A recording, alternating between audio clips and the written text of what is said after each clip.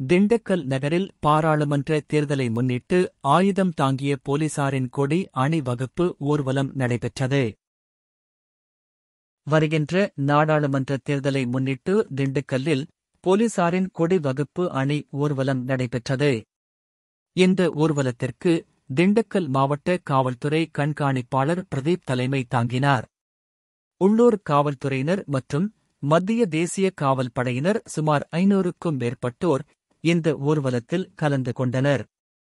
தேசிய காவல் படை மற்றும் ஆயுதம் தாங்கிய போலீசாரின் அணிவகுப்பு ஊர்வலம் மதுரை சாலை அவர் லேடி பள்ளி அருகே இருந்து துவங்கி பேகம்பூர், முகமதியாபுரம் சாலை, ஆர்.வி. நகர், முத்தழகுப்பட்டி சாலை, Ayankulam, Palani road, taluka office road வழியாக குமரன் பூங்கா அருகே ஊர்வலம் முடிவுற்றது.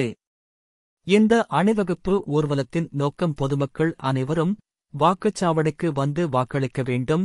அரசு சார்பில் உங்களுக்கு தகுந்த பாதுகாப்பு அளிக்கப்பட்டுள்ளது. திண்டுக்கல் நகர் முழுவதும் சிறந்த பாதுகாப்பு போடப்பட்டுள்ளது என்பதை பொதுமக்கள் அறிந்து கொள்ள வேண்டும் என்பதற்காக இந்த கொடி அணிவகுப்பு ஊர்வலம் நடைபெற்றது.